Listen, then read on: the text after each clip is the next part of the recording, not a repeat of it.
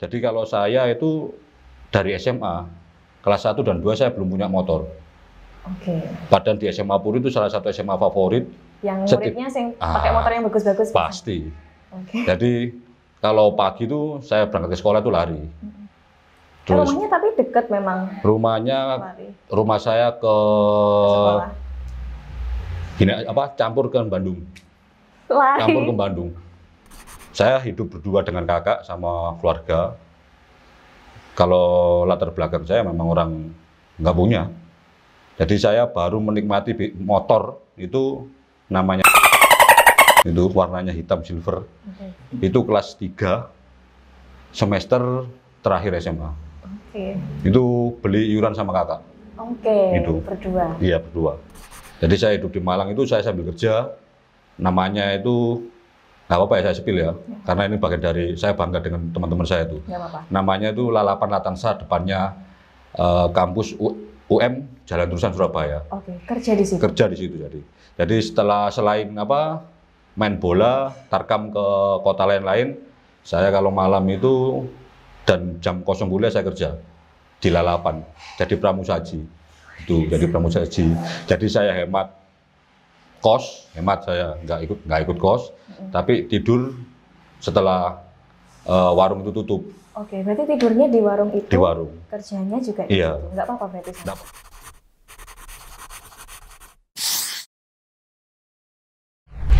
Halo Sobat Ratu, balik lagi di konten lebih dekat, dan kali ini aku udah bareng sama coach yang warga Tulungagung,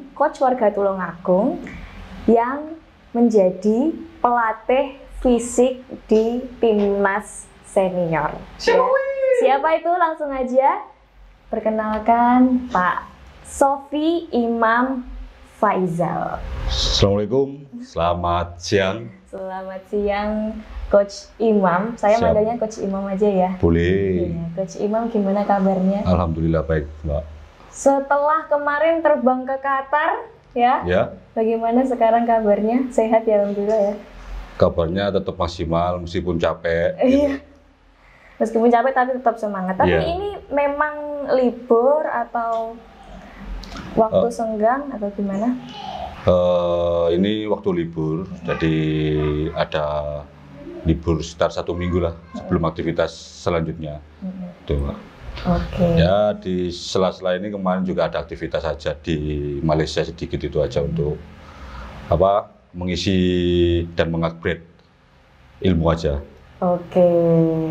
Jadi di sini kita tidak akan membahas soal persepakbolaan karena jujur coach saya sendiri kalau masalah sepak bola memang tidak terlalu paham karena saya tidak mengikuti sepak bola, tapi karena konten lebih dekat itu biasanya kita sesuai namanya ya, jadi kita ingin mendekatkan diri atau pengen mencari lebih jauh, mengenal lebih jauh sosok yang kita undang gitu. Jadi hari ini saya pengen mengulik ceritanya coach dari dulu terus sampai sekarang, lika-likunya sampai sekarang bisa jadi coach profesional yang sudah membawa timnas Indonesia untuk sukses di berbagai kompetisi.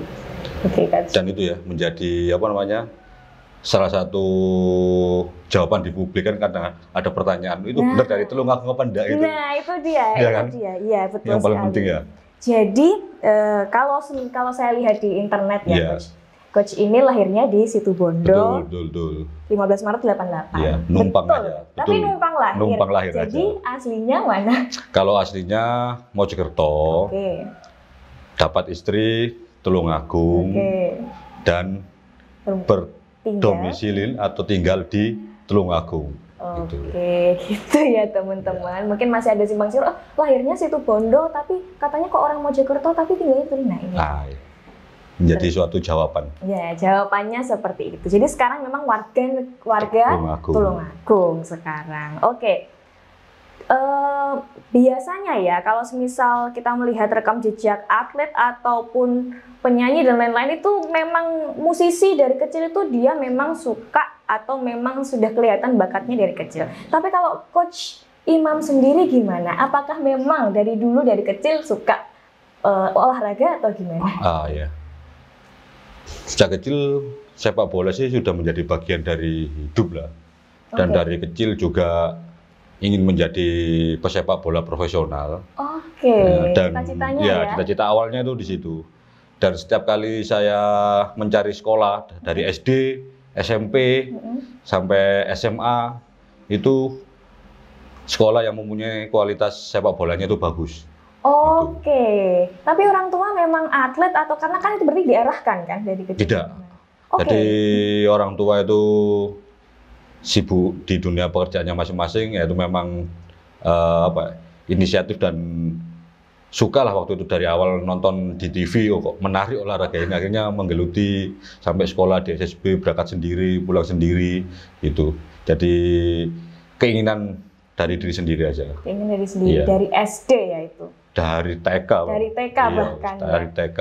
Luar biasa sekali, nggak heran ya kalau sekarang memang sudah jadi coach yang profesional sampai ditunjuk Shin Tae-yong, berarti ya memang tidak diragukan lagi dari kecil gitu memang. Tapi bleset, Pak. Bleset gimana maksudnya ini? Bleset kan impiannya ke sepak bola, menjadi Oh pemain. iya, menjadi pemain memang jadi Blesetnya coach ini ya. jadi pelatih nih. Nah itu nanti kita akan runtut satu-satu ya. Iya. Oke, dari TK meskipun orang tua basicnya bukan atlet, bukan apa, tapi sangat mendukung Iya, waktu itu. mendukung. Jadi cerita yang menarik sejak kecil tuh, kalau anak-anak seusia saya waktu kecil kan, kalau lebaran atau kalau seperti acara-acara yang resmi, itu kan memakai baju yang dibelikan orang tuanya itu Hem-hem seperti gitu. hem, kemeja gitu kan Mbak ya. Tapi saya sejak kecil, baik lebaran atau acara-acara yang penting di keluarga, saya tuh selalu memakai baju yang bernuansa sepak bola. Dari kecil itu. Lambi botolnya malah lambi bal-balan. Iya, betul. Saking cintanya. Betul itu. Jadi kalau lebaran tuh, dulu tuh kayak Juventus, kayak Inter Milan. Jadi kalau beli itu ya cari baju ya yang ada unsur sepak bolanya. Itu dari kecil. Mungkin kalau sekarang kan ada musim batik sepak bola ya. Mungkin kalau iya. dulu udah ada pakai itu ya. Mas Badan bisa di jersey bal-balan. Iya bener Mas. Jadi paten kayak bal-balan tok kecil wis. Oke. Mas sepatunya Mas? Kalau masalah sepatu dulu itu cerita sedikit, kalau sepatu itu mungkin hampir sama dengan teman-teman yang di luar. Kalau kita ada barang yang baru, jangankan tidak dipakai cepat-cepat, tidur aja dipakai itu sepatu bola itu. Sampai segitunya ya. Betul. Luar biasa sekali.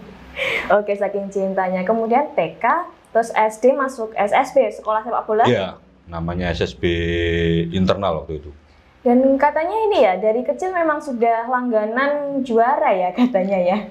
Kalau langganan juara sih tidak, tetapi aktif lah dalam event-event dulu tahun 2004, 2002, 2003, dulu kan Radar Jombang dan Radar Mojokerto itu mengadakan event yang sangat familiar di kalangan sepak bola itu. Ada pertandingan sepak bola U12 Radar Tulungagung dan Mojokerto, itu event yang sangat dinanti-nanti di daerah Mojokerto, Jombang, Surabaya dan sekitarnya itu. Nah, itu tiap tahun itu Pak, ada itu event yang ditunggu-tunggu oleh SSB itu. Ya dari situlah sering ikut itu, akhirnya sampai mengarah ke aktivitas antar SD itu, antar sekolah gitulah. Pokoknya segala kegiatan sepak bola ya, betul. pasti ikut berarti. Sepak bola pokoknya utama. Masuk itu. SMP berarti pakai bekal itu, bekal sepak bola itu masuk SMP. Betul. Sorry, SD-nya nuwun sewu, boleh diceritakan SD mana? SD-nya saya SD Gerangan 5. SD Gerangan 5 Mojokerto nggih? Mojokerto. SMP-nya? SMP-nya SMP 4. SMP 4 dan di SMP itu juga makin sering selalu ini ya, berarti terus main sepak bola. Ya, jadi di SMP itu masuk Popda, kan olahraga daerah, mewakili Kota Mojokerto. Dan yang paling lucu, tapi ini nggak boleh tiru sama teman-teman yang lainnya ya. Jadi nggak boleh. Ya. Jadi secara pelajaran dibilang kurang ya tidak, dibilang pandai ya tidak, gitu. Jadi saya selalu kalau masuk sekolah itu, alhamdulillah itu lewat jalur prestasi, Mbak. Alhamdulillah. Meskipun dalamnya tidak cukup. Nah, karena ada prestasi sepak bola, akhirnya bisa masuk ke sekolah tersebut gitu. Nah ini nggak boleh ditiru sama teman-teman yang lainnya ya. Sebenarnya ditiru prestasinya. Ya betul, boleh. Karena memang sekolah itu kan tidak semua anak memang menyukai mata pelajaran. Jadi kalau misalnya ada satu yang fokus ya memang bisa dikejar dan dia suka dengan itu ya nggak apa-apa, prestasi bagus. Cuman tetap sekolahnya, mungkin kalau pesannya Coach Imam tadi maksudnya sekolahnya juga tetap harus runtut gitu loh. Semuanya juga kalau bisa bagus gitu ya berarti. Nanti takutnya yang melihat ini anak kecil loh, itu Coach Sofi aja sekolahnya cuma ngikutin aja, yang penting prestasi sepak bola, nggak boleh. Jadi mata pelajaran harus pandai, sepak bola juga harus pandai, biar balance. Biar balance, oke. SMP ikut Popda, ya. Terus ikut pertandingan mulai dari situ ya? Iya, SMP. Itu. SMP, lalu? Popda, ya banyaklah Popda, terus ikut kompetisi internal di Surabaya, balik lagi ke Mojokerto gitu aja. Okay. Terus habis itu SMA kan ini mulai ada U17 dan lain sebagainya. SMA seperti apa? Nah, SMA ini lucu lagi Mbak ceritanya. Jadi nggak tahu nih, lucu juga. Jadi saya SMA di SMA Negeri 1 Puri. Mungkin Mbak juga dengar, SMA Negeri 1 Puri itu salah satu SMA favorit di Mojokerto selain SMA Suko. Rata-rata anak yang sekolah di SMA Puri itu semua siswa yang terbaik di seluruh Mojokerto yang datang sekolah ke sana. Oke. Istilahnya sekolahnya favorit, favorit ya. Kalau di Tulungagung kayak Boyolangu sama Kedungwaru, nah, itu kan. Nah, saya berusaha masuk ke sana. Kenapa saya masuk ke SMA Puri? Satu, pikiran saya karena sudah mendekati usia remaja, dan saya nggak tahu itu inisiatif dalam diri saya.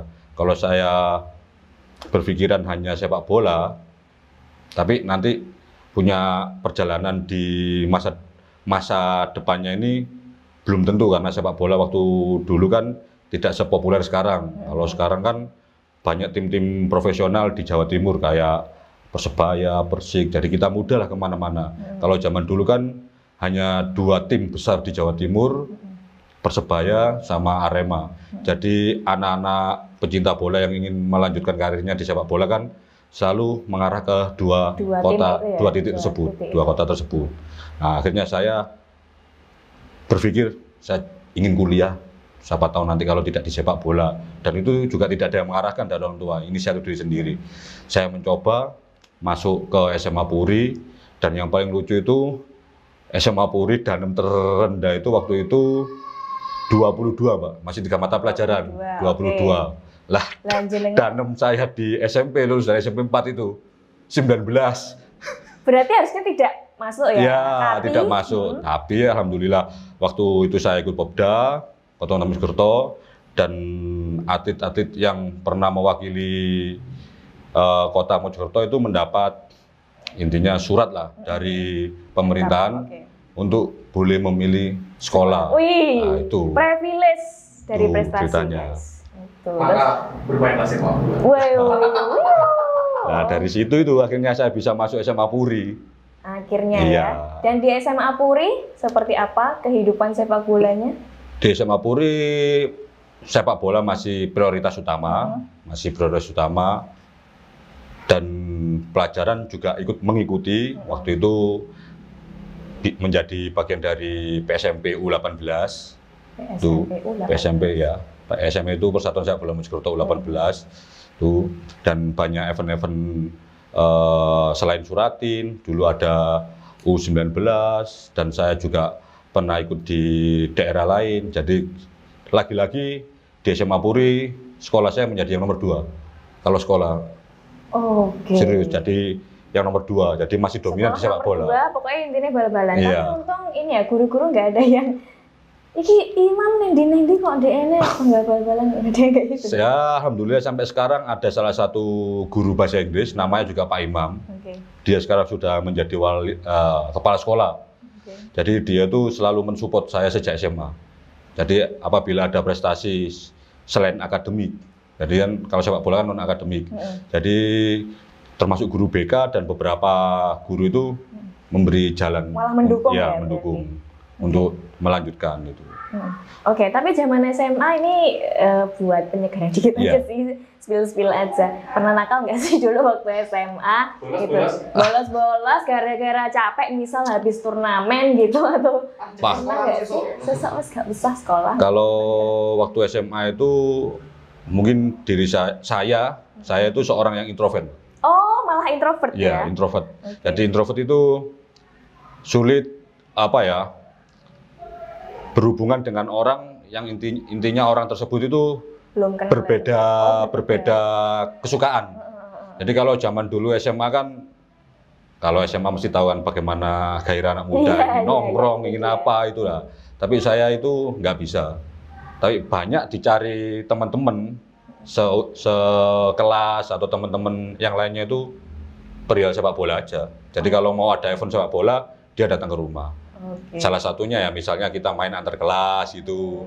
Jadi pastilah teman-teman, ayo itu kita persahabatan sama kelas IPS 3, saya kan IPS 2. Itu jadi main bola. Setidaknya buat motivasi, kadang-kadang anak muda kan ada, ini jangan itu loh ya, ono isine loh ini. Ya, bahasa isine kan ada ya itulah.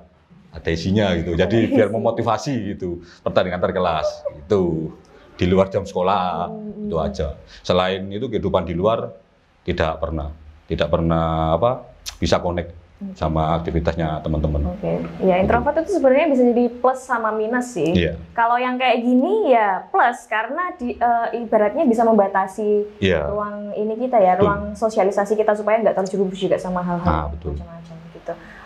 SMA ikut turnamen-turnamen sampai ke luar kota juga, dan di luar mewakili luar daerah juga. Terus akhirnya memutuskan setelah lulus kuliah. Betul, kuliahnya di Universitas Negeri Malang. Apakah itu karena ya tadi sepertinya ada basis Surabaya dan Malang itu di tempat? Memilih UM. Ya, yang paling unik ya saat di transisi di SMA sama perguruan tinggi. Saya di SMA belum lulus itu saya sudah keterima di Universitas Negeri Malang. Jadi belum lulus sudah keterima. Iya, belum lulus sudah keterima ya. Karena prestasi sepak bola. Jadi ada, kalau zaman dulu itu kalau nggak salah ada PMDK. Kalau sekarang kan SMBP yang dari nilai kan sekarang. Kalau zaman saya dulu SNMPTN. SNMPTN. Undangan. Ya, saya lewat PMDK karena saya SMA itu sering datang ke Malang untuk ikut kompetisi internal, gitu. Jadi nggak tahu, ada cerita sedikit itu mau ada liga mahasiswa, gitu. Jadi cari stopper, kan saya posisi saya kan pemain belakang, gitu. Jadi ketemulah salah satu dosen itu mengajak. Pasti dosen olahraga ya, dosen etika. Ya, etika itu mengajak kuliah di sana, ya tadi. Intinya masuk gitu, tapi ngikuti tes gitu. Kalau beasiswa tidak, cuma jaminan masuk ada, tapi tetap ngikuti tes dengan hasil maksimal gitu hasilnya. Ya, alhamdulillah hasilnya maksimal waktu itu tes PMDK-nya. Kalau tes pasti ya, karena dari dulu udah main bola jadi ya pasti kalau tes keterima. Tapi tunggu dulu Pak, waktu SMA itu berarti ikut klub yang ada di kota atau gimana? Tadi soalnya masih kesekip. Kalau di SMA saya ikut di Kabupaten Mojokerto. Kalau di Mojokerto itu banyak aktivitas kompetisi usia muda, mulai antar kecamatan, mulai antar klub itu Mbak, ada itu. Jadi itu ikut terus. Terutama yang di kabupaten. Iya. Habis itu, habis itu lanjut ya. Yang di kuliah tadi. Iya. Nah, sebelum kuliah ada cerita yang menarik. Apa ini? Nah, ini dia. Jadi waktu ujian SMA. Ya. UN bukan ya, ujian sekolah. Ujian akhir sekolah itu UAS ya. UAS ya. Yang bukan UAS, kelulusan. Ujian kelulusan. Ya. Waktu kan 3 mata pelajaran. Ibaratkan kita ujian itu tanggal 25, ya. Tapi ini jangan ditiru untuk teman-teman yang nonton ya. Ini cuma cerita aja. Cari yang positif supaya bisa menjadi suatu gambaran gitu ya. Jadi tanggal 25 saya ujian. Posisi saya itu tidak pernah sekolah selama 2 bulan. Gara-gara main bola. Iya. Itu persiapan ada turnamen memang? Ya waktu itu ada. Kalau zaman dulu sama sekarang itu Liga 3. Kalau zaman dulu itu kalau nggak salah Liga Nusantara kalau salah. Liga Nusantara kalau nggak salah. Itu saya ikut kota lain gitu. Jadi saya pulang lah. 2 bulan tadi. Iya. 2 bulan pulang saya ke Mojokerto izin kan untuk ujian ya. Waktu ujian ya bingung apa yang dipelajari ya. Itu ya. Karena besok udah masuk ujian sekolah itu aja yang akhirnya ya sedikit ya kalau melihat dalam agama katanya suruh ikhtiar kan. Jadi saya itu waktu itu cerita yang menarik itu sebelum masuk bangku tempat ujian saya itu puter-puter sekolahan saya. Untuk apa? Mencari inspirasi.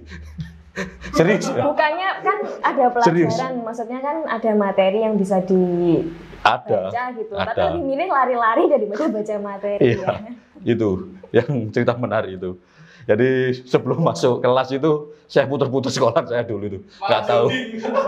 Saya mencari inspirasi. Gitu, supaya adrenalinnya naik mungkin harus lari dulu ya kayaknya. Antara bingung, bisa apa tidak, nah, itu yang panik intinya. Tapi intinya panik. Ternyata ketika mengerjakan bisa? Alhamdulillah bisa, Pak. Alhamdulillah bisa. Ya berbagai cara yang dilakukan supaya bisa, dan yang paling susah itu yang ujian awal, yang hari pertama. Kalau yang hari kedua, karena mata pelajaran apa itu yang susah? Waktu itu langsung bahasa Inggris kalau nggak salah itu. Iya.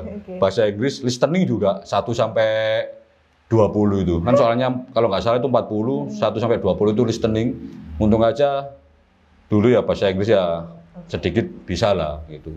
Yang mata pelajaran yang kedua, ketiga, karena guru-guru sudah tahu saya tidak ada di sekolah, banyak yang memberi support. Belajar sampai datang ke rumahnya guru untuk les. Dengan catatan harus bisa, jangan bikin malu itu. Ya banyak guru yang mensupport sampai sekarang saya masih ingat itu. Ada yang almarhum Bubur itu, saya sampai datang ke rumahnya, saya belajar ke rumahnya itu, beliau sampai jam 2 malam itu masih ngajar saya dengan les privat itu. Jangan ya, dia kan nggak mau kan ada anak kelas wali kelas saya kan, wali kelasnya beliau itu. Ada yang tidak lulus atau mengulang seperti apa gitu, dia nggak mau. Karena akhirnya dia mendorong saya, dan saya juga merasa dalam diri saya, oh saya juga harus mengikuti karena sudah menjadi bagian apa ya, plus dan minus sesuatu aktivitas yang saya lakukan, dan saya harus mengikuti sekarang perintah guru saya supaya selamat lah gitu. Itu. Dan at the end juga yang dilakukan guru-gurunya jenengan, dampaknya sekarang kelihatan. Sampai sekarang itu kayak guru dulu ada namanya Bu Sulistorini. Saya itu yang bicara di introvert, saking introvertnya saya itu selalu membuat kegiatan, Pak. Jadi kalau saya itu dari SMA, kelas 1 dan 2 saya belum punya motor. Padahal di SMA Puri itu salah satu SMA favorit. Yang muridnya pakai motor yang bagus-bagus? Pasti. Jadi kalau pagi itu saya berangkat ke sekolah itu lari. Terus, rumahnya tapi dekat memang? Rumah saya ke campur ke Bandung. Campur ke Bandung. Bu Srini, dia tuh selalu kaget. Pagi dia ketemu kalau datang ke sekolah, lari.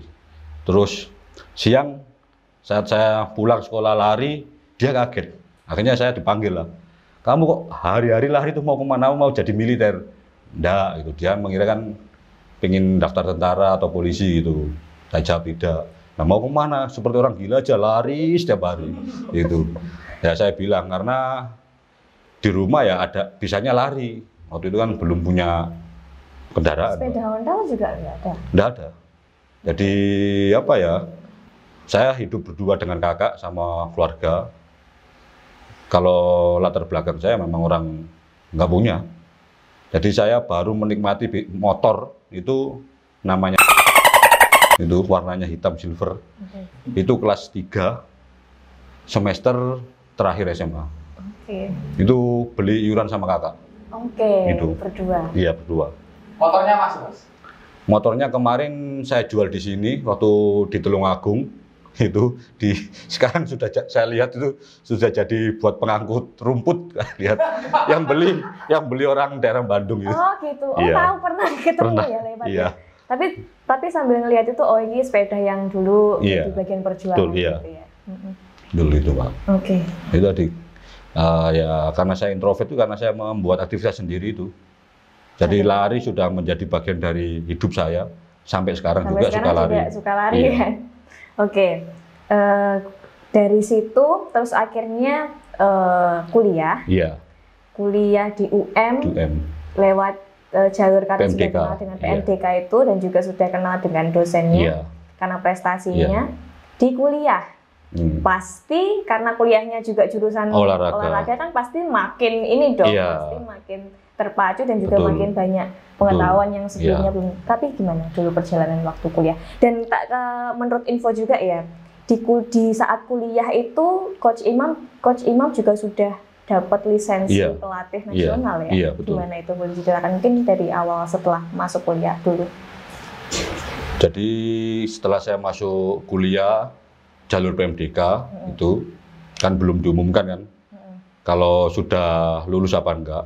Endingnya alhamdulillah saya SMA tadi itu lulus, Mbak. Dan alhamdulillah lagi, percaya nggak percaya, mungkin karena doa orang tua, terus apa ya, motivasi saya sendiri. Jadi saya di jurusan IPS peringkat 3. Percaya nggak percaya ini, saya juga kaget ini. Padahal 2 bulan sebelumnya, ujian nggak masuk sekolah. Jadi alhamdulillah bisa membanggakan almarhum orang tua saya. Waktu kelulusan itu dipanggil lah, digor itu kan, apa namanya? Biasanya kalau kita SMA itu loh, perpisahan ya. Itu disebutkan apa namanya? Lulusan terbaik IPS nomor 1, 2, 3 siapa itu disebutkan namanya, sama yang sudah masuk ke perguruan tinggi juga disebutkan namanya gitu. Luar biasa. Ya, akhirnya perjalanan di perkuliahan saya tetap aktif sepak bola. Tuh setelah di sepak bola saya punya pikiran, Mbak. Nah ini mungkin juga bisa menjadi gambaran untuk teman-teman yang muda ini yang masih di perkuliahan. Dengan bertambahnya usia dan menjadikan diri kita seorang laki-laki, saya berpikir hidup saya arah kemana? Mulai memikirkan arah itu. Apakah tetap di sepak bola? Iya betul. Itu.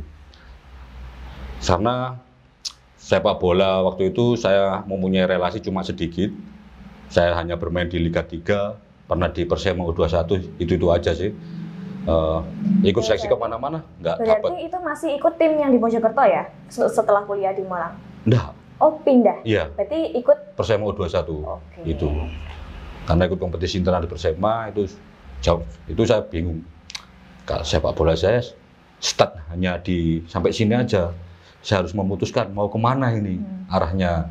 Itu akhirnya karena sepak bola menjadi bagian dari hobi saya, adalah informasi apa namanya kursus pelatih. Waktu itu kalau nggak salah di Bangkalan, lisensi D nasional. Ambil lah sekitar 2 jutaan waktu itu bayarnya. Itu semester berapa? Itu semester 6. Semester. Iya. Masih sudah pacaran sama Mbak. Oh, ketemunya waktu di kuliah berarti. Kuliah. Satu fakultas. Satu fakultas. Tapi terakhirnya nanti pisah fakultas, karena kan dulu olahraga di UM kan ikut VIP, akhirnya berdiri sendiri ke FIK kan.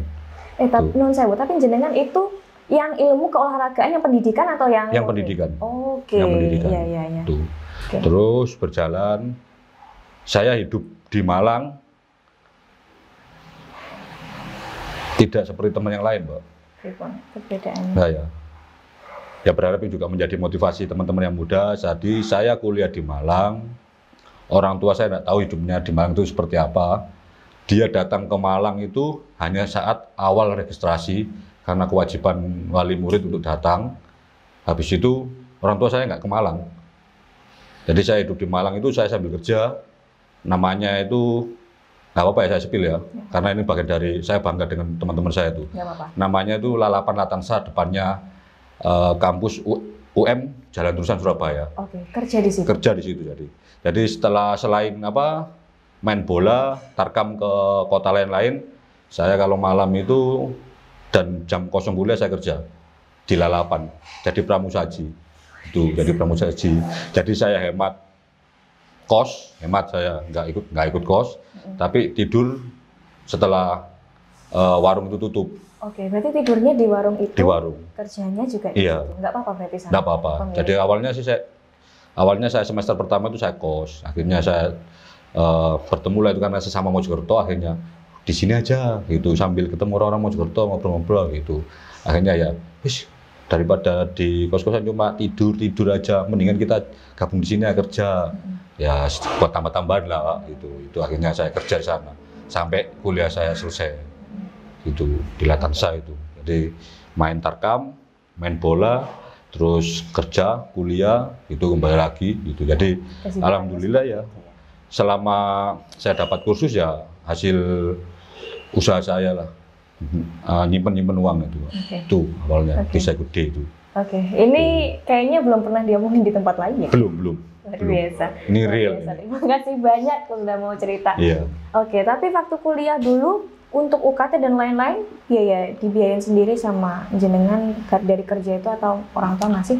Kalau untuk UKT dari orang tua. Cuma untuk biaya sehari-hari? Biaya sehari-hari sama tambahan-tambahan untuk membiayai UKT aja. Karena waktu itu kan kalau latihan kan mungkin juga butuh. Iya. Apa? Waktu itu kan sekali tarkam kan lumayan Mbak, bisa buat bayar UKT. Jadi tarkam, misalnya saya diajak main ke Jember itu, satu pertandingan sekian gitu. Alhamdulillah lah bisa gitu, meringankan. Jadi kalau jarang pulang sih ke Mojokerto jarang pulang. Jadi lebih banyak hidup di Malang karena saya juga kerja. Gitu, membagi waktu. Gitu. Luar biasa ya, aku masih speechless. Luar biasa. Setelah itu, ini kan berarti kuliah, berarti kehidupan seperti itu, mulai dari kuliah, terus habis itu ikut tarkam, main bola, terus kerja. Itu berlangsung sampai selesai kuliah? Sampai selesai kuliah. Sampai saya kenal sama istri saya sekarang ini. Jadi singkat padat ya, istri saya nggak tahu kalau saya dulu itu anak kuliah. Tahunya dari Latansa itu berarti? Karena cinlok, Mbak. Cinlok? Di luar topik boleh cinlok. Ini boleh nggak sih? Bisa sedikit aja diceritain. Cinlok. Karena menarik aja gitu. Ini warung saya. Ini kos-kosannya dia.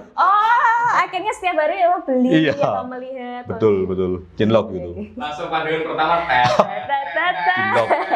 Cinlok gitu. Dan awal melatih saya juga dapat apresiasi dari pihak kampus, saya melatih di Fakultas Ilmu Pendidikan. Antar fakultas itu. Karena sudah dapat lisensi pelatih juga, akhirnya boleh melatih di fakultas lain. Itu awal melatih. Dan awal mendapat gaji. Gaji menjadi pelatih itu di Fakultas Ilmu Pendidikan. Malang untuk antar fakultas kalau di kampus itu ya.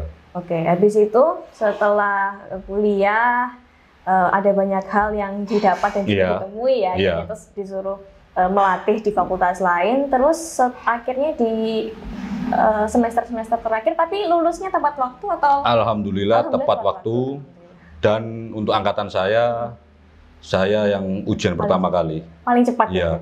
Karena saat penyusunan skripsi, saya punya koneksi objeknya sama subjeknya. Katanya skripsinya sama Pak Bima. Iya, itu kenapa cepat dalam bimbingan penelitian, karena saya kenal sama beliau.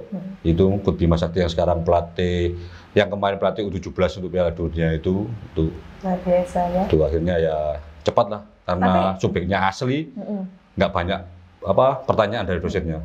Itu aja. Tapi dari situ sudah ketemu atau belum jalannya kira-kira sepak bola bakal jadi masa depanku, itu sudah? Belum.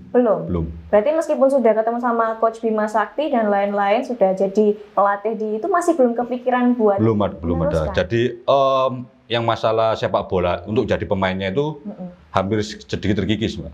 Pikiran sekarang jadi dua, pelatih dan pendidik. Karena kuliahnya kan juga pendidikan kan tadi. Iya, itu. Jadi sekarang kalau yang sepak bola udah saya tinggalin, fokus pikiran saya ke dunia pendidik sama ke pelatihan. Itu. Terus akhirnya setelah lulus kemana dulu itu terjadi? Setelah lulus saya masih stay di Malang. Saya melatih SSB di Malang. Itu sekitar 6 bulan. Karena saya hitung-hitung ongkos biaya hidup itu tidak bisa balance, tekor terus, Mbak. Lulus kuliah berarti tahun berapa, Pak? 2010. Iya, 2010. 6 bulan hidup Malang sama ngajar waktu itu di SD Polean 2. SD Polean 2. Sepak bola untuk anak-anak ya berarti waktu itu? Waktu itu ngajar sama melatih eskul. Ngajar olahraga berarti ya? Iya. Matkul. Mata pelajaran olahraga. tuh sambil melatih SSB. Terus lama-lama kok nggak balance lah, masalah dompetnya itu, karena hidup secara pribadi kan. Barulah memutuskan balik ke Mojokerto. Di Mojokerto saya melatih ekskul di berbagai sekolahan di Mojokerto sambil ngajar. Berarti tetap jadi guru olahraga, sambil ngajar. Setelah itu ada ketemulah guru SD saya, namanya Bu Haja Siti Khotijah. Ternyata suaminya itu pemilik SSB Gen B. Nah, awalnya di situ. Nyuwun sewu itu apa Pak? Saya kurang tahu saya. SSB Akademi Gen B. Oh, Akademi Gen B. Iya, itu. Sepak bola juga tadi. Iya, di Mojokerto. Nah, akhirnya tetaplah saya itu aktivitas seperti biasanya, ngajar, melatih di ekskul sepak bola di Kota Mojokerto. Kalau siang itu saya ke Akademi Gen B. Oke, berarti tetap gabung di klub Liga 3 ya katanya? Gen B itu akademi plus dia membuat Liga 3. Oh gitu, jadi handling ya? Iya. Oke. Di situ sampai tahun berapa? Di situ sampai tahun 2012. Iya. Jadi setelah saya sudah stay di Tulungagung. Oke, karena sudah menikah ya? Iya, stay di Tulungagung karena sepak bola sudah menjadi hobi dan motivasi saya. Setiap 1 minggu 3 kali saya pergi ke Mojokerto, pulang pergi. PP berarti? Iya. Oke. Itu, jadi datang ke Mojokerto, melatih Akademi Gen B, ada Hansamu, ada Muklis Hadi, yang sekarang jadi pemain ya. Itu saya malamnya balik ke Tulungagung, turun Durenan situ. Oke. Terus kalau menurut info juga ya, tahun 2012 itu kan di Liga 3 sama Akademi Gen B, terus 2013 balik ke kota Tulungagung dan join di Perseta U18 ya. Iya, betul. Oke. Situ. Ya dari Gen B akhirnya Perseta cari pelatih ya, dilala rezeki Pak ya. Akhirnya menjadi bagian dari kehidupan sepak bola Tulungagung itu awalnya itu situ. Berapa tahun waktu itu di Perseta? 1 tahun aja. Satu event itu aja. Satu event. Iya. Terus akhirnya setelah itu kemana? Saya pergi ke Martapura. Nah, sebelum awalnya ke Martapura ada juga persimpangan kehidupan. Apa lagi? Tadi persimpangan prinsip mau kemana, sekarang persimpangan kehidupan. Iya, persimpangan kehidupan. Karena kita menjadi seorang bapak. Oh, sudah punya anak. Oke. Punya keluarga kan kita. Dulu saya itu berpikiran, saya ingin menjadi pendidik atau menjadi pelatih. Karena kalau pelatih itu harus profesional, tidak bisa mendua lah. Intinya mendua itu jadi pendidik ya pelatih gitu. Setelah dari Perseta itu ada tawaran lah ke Martapura itu Mbak. Itu yang jadi dilema. Akhirnya pendidikan saya itu saya tinggal. Akhirnya saya lebih fokus ke pelatihan di tahun 2013 itu. Oke. Itu awalnya. Tapi tetap akhirnya kalau di daftar saya 2018 2000 berapa? 2013 di Perseta terus 1 tahun ya. Iya. Terus akhirnya tetap ikut di Martapura. Akhirnya ke Martapura. 2014-nya ke Martapura. Ke Martapura itu juga di tim Liga Divisi Utama kalau zaman dulu. Iya. Oke. Lah karena di Martapura kan salah satu tim Liga Divisi 2 kan yang sifatnya profesional. Jadi yang dunia pendidikan saya tinggal. Tapi jauh dari rumah tuh. Jauh. Awal itu ya memang ada bertolak belakang dengan istri. Tapi lama-lama ya alhamdulillah sampai sekarang istri juga ya udahlah memang rezekinya itu. Iya, itu. Itu awalnya Mbak di 2013 itu. Start awal perjalanan hidup saya. Oke, 2013. Dari Martapura lalu Perserang, Banten. Perserang Kabupaten Banten. Selama berapa? 1 musim. 1 musim. 1 musim itu berarti berapa? 1 tahun. Oke, 1 tahun. Iya. Setelah dari Perserang? Dari Perserang itu ke Persu Sumeneb. Madura? Iya. Oke. Dari Madura. Setelah dari Sumeneb? Setelah dari Sumeneb ke Persepam Pamekasan. Pamekasan. Oke, jadi pindah-pindah ya? Iya, jauh-jauh lagi. Terus habis itu setelah dari Pamekasan? Dari Pamekasan sebelum ke Persiba Balikpapan sih, selanjutnya 2018 itu. 2019 Persiba Balikpapan. Oke, dan di tahun itu juga upgrade lisensi ya? Di tahun 2018 saya ikut BAFC. BAFC. Jadi BAFC itu kalau di sepak bola kan ada jenjang lisensi, Pak. Oke.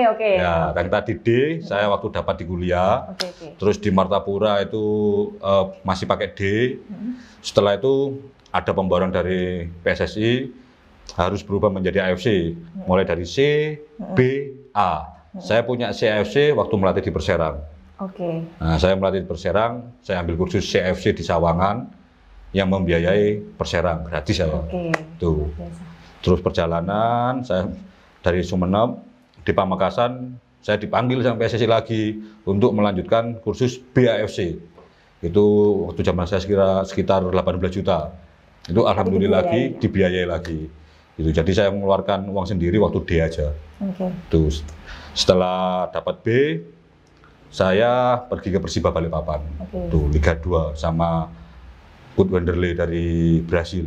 Salah satu pelatih asing waktu itu ya, masih pelatih asing terbaik di Liga Indonesia. Nah, sebelum ke Persiba, antara akhir tahun 2017-18 saya ada undangan ke Kalimantan Pontianak itu. Kalimantan Barat, Kalbar untuk ke Pontianak sekitar 2 bulan saya. Di sana saya disuruh membina sepak bola putri. Luar biasa. Itu. Berarti wah, perjalanannya lumayan panjang banget, pindah-pindah. Berliku pindah-pindah juga. Iya. Tapi selama pindah-pindah itu kan kalau saya pribadi ya, dulu memang pernah kuliah di Surabaya atau lain-lain, itu aja udah kayak budayanya kan gapnya udah beda. Iya. Tapi coach per satu tahun sekali ya, kayaknya beda daerah dan ketemu dengan banyak budaya baru. Iya, banyak budaya, betul. Itu Mbak. Ya akhirnya ke Persiba ya. Di Kalimantan membina sepak bola, saya mendapat kepercayaan menjadi pelatih Kalimantan Barat di ajang Pertiwi Cup di Palembang. Pertiwi Cup, ya, kompetisi sepak bola putri se-Indonesia yang dinamakan Pertiwi Cup di Palembang. Tuh, jadi tanpa disadari dan saya di luar dugaan saya, Kalimantan Barat masuk final lawan Papua. Luar biasa. Nah itu awalnya. Akhirnya setelah dari Kalimantan Barat, saya sudah membangun komunikasi untuk kembali ke Liga kan, karena Liga mau start, saya ke Persiba. Di tengah perjalanan itu baru awal saya bisa ke timnas di tahun 2018. 2018 juga dipanggil jadi staf kepelatihan timnas U19, betul? U16 putri.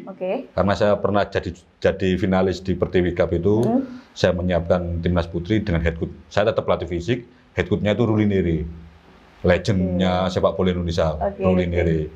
Tuh bangunlah tim U16 sampai U19 itu.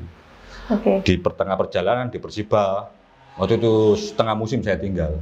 Karena karena sepak bola profesional tidak boleh double kontrak, Mbak. Jadi saya harus memilih satu dengan diskusi dengan teman-teman, termasuk diskusi dengan Bud Bima yang saya awal kenal seperti apa, untuk ke depan karir saya seperti apa. Akhirnya banyak yang menyarankan ke putri aja dulu sebagai batu loncatan.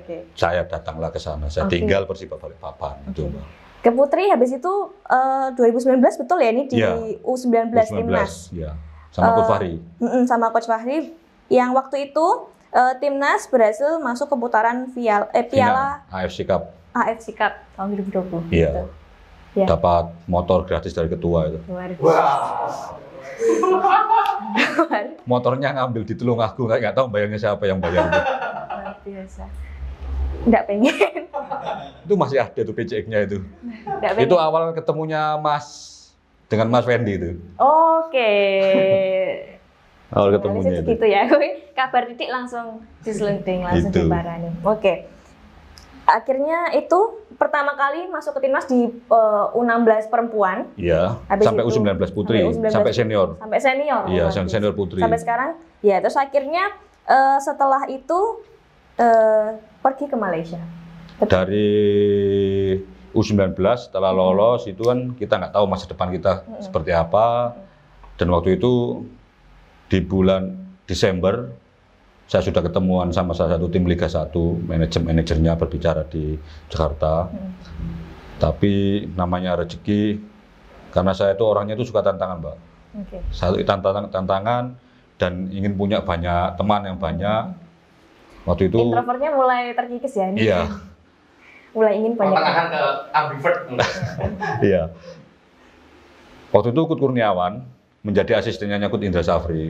Nah, Kut Kurniawan ada tawaran lah ke Sabah FC. Oke. Tuh. Nah, akhirnya ngajak. Wah, mungkin beliau pikirannya kan kalau saya melatih di luar sendiri nggak ada partnernya sama Indonesia mungkin kurang pas lah untuk diskusi. Karena di Malaysia juga ada regulasi yang kuat. Dan saya, alhamdulillah waktu itu rezeki saya salah satu pelatih yang sudah punya lisensi yang sesuai regulasinya Malaysia. Nah, itu lisensi pelatih fisik gitu. Satu-satunya saya di Indonesia. Akhirnya beliau, waktu itu belum kenal, kita itu belum kenal. Ketemuan lah di Jakarta, Mbak.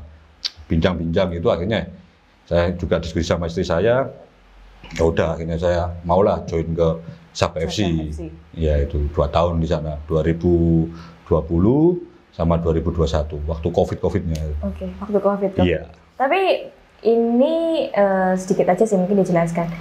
Ada nggak sih bedanya ngelatih orang Indonesia sama orang Ada, Malaysia? Mbak. Kan ini karena ini cuma setahu orang Iya. awam aja ya. Kemarin kan waktu dulu saya tuh cuma ngikuti sepak bola tuh pas lawan sama Malaysia tuh dulu tahun kapan ya? Pokoknya ada Marcus Horizon dulu tahun berapa Oh, ya? itu 2019. Itu kan maksudnya 2019. lumayan ini ya, jadi rival yang lumayan Iya. ini ya. Iya. Gimana tanggapannya? Kan ini coachnya dari Indonesia, dapat ini apa enggak waktu itu? Banyak pertanyaan itu banyak sih, juga banyak media juga yang tanya juga, Iya, iya. japri ke Iya. saya kan. Orang Indonesia di Malaysia itu sangat dihargai, Mbak. Serius. Sangat dihargai ya. Sangat. Berarti kalau misal dihormati dia banget. ngomong itu rival tapi secara profesional enggak? Iya, enggak. Oke. Kalau dilihat bedanya, sangat beda. Ini saya orang Indonesia tapi tidak membanggakan Malaysia loh, tidak. Saya hanya bekerja sebagai profesi aja ya, Mbak. Profesional. Jadi saya datang ke Malaysia sebagai pelatih asing. Oke. Seperti halnya kalau pelatih dari Brasil, dari Iya, Eropa iya. datang ke Indonesia, jadi pelatih asing. Dan fasilitas yang saya dapat sama seperti orang pelatih asing yang datang di Indonesia, baik yang ada datang di Malaysia. Fasilitas sama, mulai dari apartemen, rumah, itu dapat semua fasilitasnya. Oke. Berarti aman-aman. Dan Aman-aman mereka juga aja. menerima Iya. dengan baik Dan ya. masalah gajinya juga ya sama lah. Seperti pelatih asing lain yang datang ke Malaysia, saya juga pelatih asing yang datang di negara Malaysia, untuk gajinya juga sama seperti orang-orang asing. Oke. Gitu. Oke, Dan jadi- enaknya juga kan di Malaysia itu banyak orang Indonesia. Orang Tulungagung banyak. Malah ya? Iya.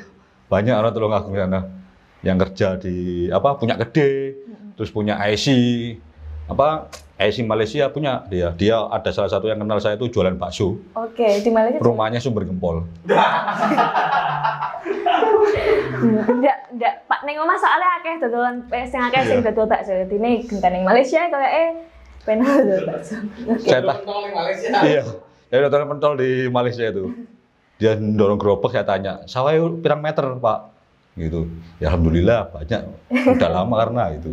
Oke, dari situ dari Sabah terus akhirnya itu tahun berapa waktu itu? 2020 sama 2021. Oke, terus akhirnya kembali ke Indonesia 2021. Iya, 2021 November itu saya balik. Terus akhirnya bergabung di Persis Persis Youth. Solo. Iya, Persis Solo Youth. Oke. Karena saya kembali ke Indonesia, alhamdulillah saya masuk salah satu agent sepak bola Indonesia. Mungkin kalau yang pecinta bola tahu lah, namanya Gabriel Budi Liminto yang Tahu. mengageni Asnawi, itu yang jadi agennya Markus Simic, pemain-pemain top di Indonesia salah menjadi bagian dia. Luar Oke. biasa. Itu. Channelnya itu. Contohnya luar biasa. Alhamdulillah. Di Persis Solo sekaligus kuliah ya katanya? Iya. Kuliah S2. S2 olahraga. Ini yang ilmu, Mbak. Tadi kan pendidikan, yang- sekarang yang oke, ilmu. oke. Sekarang yang Jadi murni. ya, jadi biar linear itu. Jadi melengkapi yang S1 dan saya harus paham tentang keilmuan olahraga yang sesuai hubungannya dengan dunia kerja saya. Tuh. Dan bisa menjadi rencana sih, planning ini harap-harap sesuai dengan planning kehidupan kan, manusia bisa merencanakan kan, tapi Allah yang menentukan kan. Jadi Ya siapa tahu ada rezeki menjadi dosen. Amin. Itu. Oke. Arahnya Nanti ke kita sana. spill juga di belakang ya soal keinginan menjadi dosen. Tapi Iya. kita lanjut dulu. Betul. Habis dari Solo, kemudian 2022. 2 tahun saya di Solo. Oke, 2 tahun Iya. ya. Terus tahun 2022 katanya mendapat kepercayaan Sintayong untuk bergabung ke training camp di Turki Iya, betul. U19. Iya. Itu ceritanya seperti apa? Ceritanya waktu itu ada programnya PSSI untuk transfer knowledge. Jadi setiap pelatih asing yang datang ke Indonesia itu kan harus ada partner untuk pelatih lokal. Salah satunya mungkin untuk transfer knowledge share ke pelatih yang ada di Indonesia. Itu yang kedua mungkin kita yang pelatih lokal lebih dekat dengan pemain-pemain kan itu. Jadi itu tidak tahu rezeki dari apa, saya dapat kabar, saya suruh gabung langsung ke Turki. Jadi tim ternyata sudah ada di sana. Jadi saya berangkat berdua sama teman saya, itu langsung direct ke Turki dari Jakarta. Itu kalau nggak salah November itu. Rencananya sih sampai ke Spanyol, karena berhubung kitas yang masuk ke Spanyol itu, visa yang masuk Spanyol itu belum jadi. Akhirnya saya sampai 3 minggu aja di Turki, habis itu balik. Oke. Iya. Oke, di training campnya itu. Oke, terus akhirnya yang terbaru ya yang diliput sama Pak Wendy. Iya. Jadi pelatih fisik untuk timnas senior. Betul, itu juga tidak tahu. Ternyata masih ada hubungannya yang nggak jadi ikut Piala Dunia kemarin. Akhirnya ada hubungannya sama itu. Iya, akhirnya saya dipanggil lagi. Kalau yang di Turki itu hanya sebatas panggilan, alhamdulillah yang kemarin ini saya resmi dikontrak dari PSSI. Makanya saya keluar dari Persis Solo. Jadi biar nggak double kontrak. Oke, sekarang berarti full ke nasional tim, iya. Timnas nasional. Iya. Jadi masih banyak di rumah waktu istirahat di rumah itu adalah daripada kita ke Persis Solo gitu, Mbak. Kalau kita ke Persis Solo kan saya harus stay setiap hari di Solo kan. Tuh, kalau sekarang off, kesibukan timnas ada di rumah. Oke. Gitu. Berarti khusus senior atau juga di yang lain? Di kontraknya saya harus menempel ke Kutsin. Jadi Kutsin ada di senior, ada di U23. Oke, ikut pokoknya ya. Ikut ya, jadi bagian dari beliau. Itu Luar biasa. luar biasa. rezeki lagi, Pak. Oke, alhamdulillah ya. Iya. Dan dari seluruh pengalaman panjangnya Coach Imam ya, dari pencapaiannya dan segala macam lika-likunya, gimana perasaannya? Nyangka nggak sih kalau misal seorang Sofi, Imam, Faisal yang dulu nggak bisa beli motor terus akhirnya jadi coach yang luar biasa? Pernah membayangkan itu nggak dulu? Pasti, Pak. Jadi saya kenal dengan istri saya, salah satu pelaku sejarah istri saya. Jadi saya kenal dengan istri saya dengan kondisi apa adanya waktu itu. Sampai sekarang kalau kita lagi ngobrol berdua di teras itu berpikiran, nggak nyangka kita bisa berada di sini. Dan saya juga dalam diri ya mungkin harap kemauan dari diri saya yang kuat dan berkat dari doa orang tua saya sih yang paling kuat itu saya rasa, karena ibu saya kalau sama saya itu meskipun kita kayak kucing dan tikus, tapi ibu saya selalu mencari saya juga itu. Jadi ya di luar dugaan lah, Pak. Jadi dan pencapaian saya bisa sampai sekarang, saya bisa menyelesaikan kursus AFC level 2B yang di Indonesia belum ada. Katanya itu yang paling ini ya? Paling tertinggi paling dan tertinggi saya satu-satunya aja saya yang dapat itu ya. Di luar pemikiran saya. Tapi kita mempunyai harapan besar, mempunyai impian besar, pasti ada pengorbanan, Pak. Salah satu pengorbanan saya ya masa kecil anak-anak saya hampir tidak tahu. Itu hampir tidak tahu, itulah salah satu pengorbanan saya. Dan berjumpa orang tua waktu itu ya cuma sedikit gitu. Ya alhamdulillah sebelum orang tua saya meninggal kok pas itu momennya saya di rumah. Padahal saya setiap bulan itu karena ikut di timnas itu kan ada FIFA Matchday sekarang kan. FIFA Matchday sama kualifikasi Piala Dunia. Saya harus ada pindah di luar negeri terus. Dalam pemikiran saya waktu itu kan ibu yang sudah sakit. Saya sudah komunikasi sama kakak saya. Itu pikiran saya itu ke ibu itu ya nggak karu-karuan waktu itu. Cuma kakak saya yang berdoa, semoga-moga nek ono elek itu kok ibu sampai ada di Indonesia gitu. Ya, ya pas waktu kemarin ya ini baru aja kemarin setelah saya pulang dari Brunei, saya pulang ke Brunei, saya ngasih kabar ke kakak, baru 3 hari lah di rumah itu saya dapat kabar itu dapat kabar pun waktu koma ya saya masih sempat bisa ketemu ibu saya. Malah yang sedih kakak saya yang jaga, dia ketilap. Jadi belum sempat. Iya, jadi kakak saya pulang, saya yang menjaga. Meninggalnya ibu saya pas di depan saya. Itu. Maka saya berpikiran memang ini doa dari orang tua saya yang kuat. Karena saya memang mempunyai cita-cita bagaimana bisa waktu itu saya dari orang seperti ini, saya ingin merubah sesuatu yang apa yang saya punya ini lebih dari orang tua saya. Itu istilahnya mungkin bisa jadi motivasi teman-teman ya. Contoh, kalau semua kerjaan orang tua kita itu halal untuk anaknya. Setidaknya kita mempunyai suatu impian lebih dari orang tua, itu adalah suatu bagian dari keberhasilan orang tua mendidik kita. Betul. Itu pesan saya aja. Misalnya orang tua kita sebagai penjual bakso, mungkin teman-teman yang masih muda, mempunyai motivasi tinggi, gimana sih menjadi bosnya bakso? Nah itu, jangan menjadi penjualnya, bosnya aja. Itu. Level up. Iya, itu. Supaya ada kebanggaan sendiri orang tua untuk ke anak-anaknya. Itu, Mbak. Oke. Dan sebagai coach tentunya ya, karena juga sudah melalang buahnya di berbagai klub, menjadi pelatih, SSB, dan lain sebagainya. Itu kan jadi saksi. Betul. Jadi saksi lahirnya banyak sekali atlet-atlet sepak bola yang berpotensi, dan sekarang bahkan murid-muridnya jenengan ada yang Muklis sama Hansamu yang sama saya itu, Muklis, Hansamu Yama, terus sekarang yang dulu pernah di U19 sama saya, sekarang sudah menjadi pemain top, Rizky Ridho. Itu dia. Ya, itu gimana melihat prosesnya Nandu, murid-murid anak-anak? Ya, saya ya bangga dengan pencapaiannya beliau, anak-anak tersebut di waktu usia 19 sama saya membimbing sama Coach Fahri, dan sekarang dia masih muda sudah di timnas senior, dan dia bisa bergabung dengan timnas senior, otomatis secara value diri dia akan mendapat kontrak yang besar, dan itu menjadi bangga lah untuk saya. Dan saya selalu berpesan ke dia, kita tetap menjadi komunikasi kan Pak, sama Ridho, sama Nando. Saya selalu mengingatkan, jangan lupa orang tua kalian yang nomor pertama, karena kita bukan siapa-siapa kalau tanpa orang tua kita, terutama ibu. Saya selalu bilang ke dia. Gitu. Oke, luar biasa. Jadi ini semua muridnya Coach Imam ya, kesayangannya Coach Imam semua ya? Ya, termasuk Ridho itu, apalagi Ridho anaknya humble. Oke, luar biasa sekali.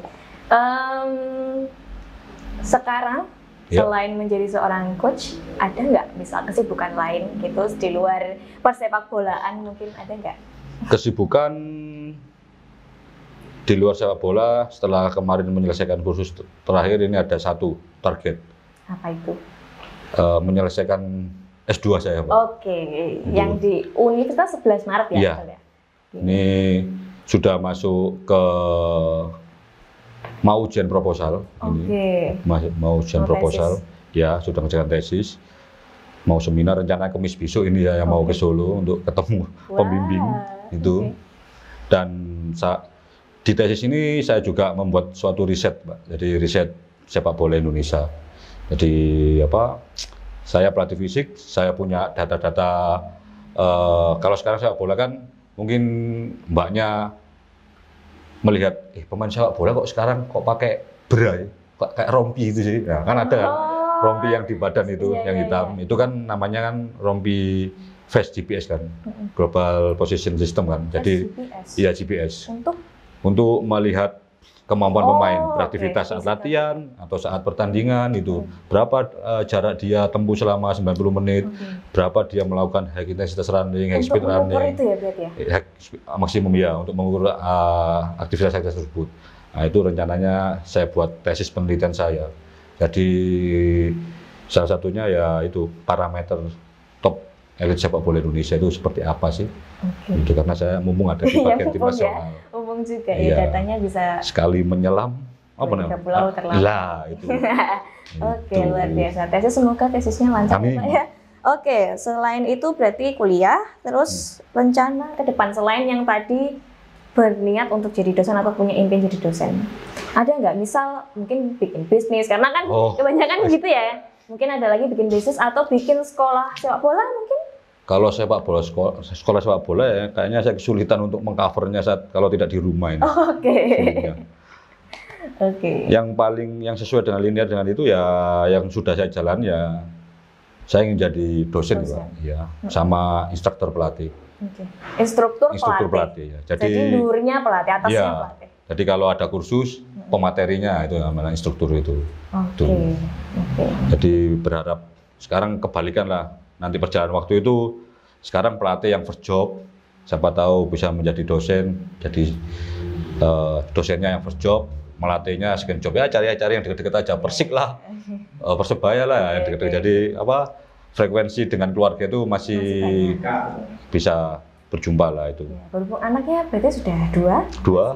Umurnya berapa? Yang piro ya. Waduh saya tuh pokoknya kelas itu aja Mbak, kelas 4 sama kelas 2. Oke, masih SD. Masih SD, karena kalau usianya nggak apal ya, ibunya yang apal ya. Kira-kira saking caranya di rumah ini. Saya jujur ini. Saya jujur ya. Ya. Karena membela negara. Emang Pak Wendy apa lah usia anak itu? Enggak. Bapak-bapak tuh gitu ya?